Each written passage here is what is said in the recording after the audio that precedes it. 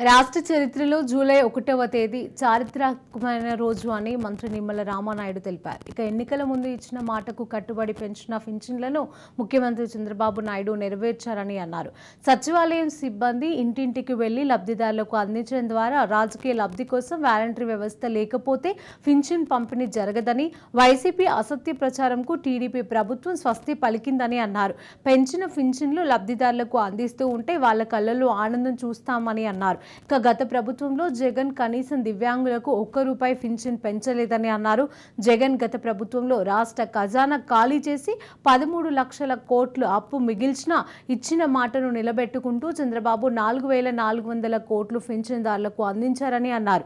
జగన్ రాజకీయ లబ్ధి కోసం పింఛన్దారులను ఎండల్లో తిప్పి 34 మంది మరణానికి కారణమయ్యారని మండిపడ్డారు. టీడీపీ ప్రభుత్వం ప్రతిష్టాత్మకంగా చేపట్టిన పింఛన్ పంపిణీ కార్యక్రమంను సక్సెస్ చేసిన అధికారులకు, ఉద్యోగులకు ధన్యవాదాలను తెలియజేశారు. మరి పింఛన్ అందుకోవడానికి వచ్చి ఆ వడగాల్పులకి, ఆ ఎండ వేడిమికి బలైపోయి చనిపోయినటువంటి పరిస్థితి. ఇప్పుడు ఆ 34 మంది చావుకి జగన్మోహన్ రెడ్డి కారకుడు కాదా అవునా అని వేళ ప్రజలు ప్రశ్నించవలసిన అవసరం ఉంది.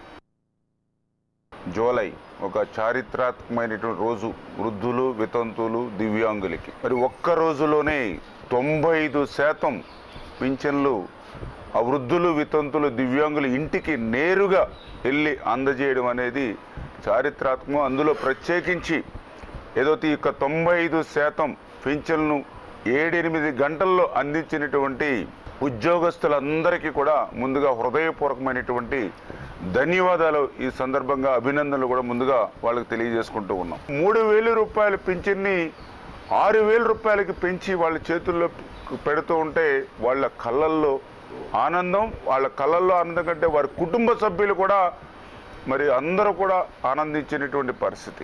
ఎందుకంటే ఆ రోజు జగన్మోహన్ రెడ్డి దివ్యాంగులకు సంబంధించినటువంటి 3,000 పింఛన్ ఏదైతే ఉందో దాన్ని ₹1 కూడా ఆయన 5 సంవత్సరాల్లో పెంచలా. ఆ రోజు 34 మంది వృద్ధులు, వితంతులు, దివ్యాంగులు ఆ రోజు మరి పింఛన్ అందుకోవడానికి వచ్చి ఆ వడగాల్పులకి, ఆ ఎండ వేడిమికి బలైపోయి చనిపోయినటువంటి పరిస్థితి.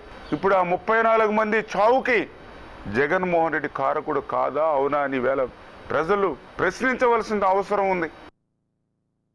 జూలై ఒక చారిత్రాత్మకమైనటువంటి రోజు వృద్ధులు, వితంతువులు, దివ్యాంగులకి. మరి ఒక్క రోజులోనే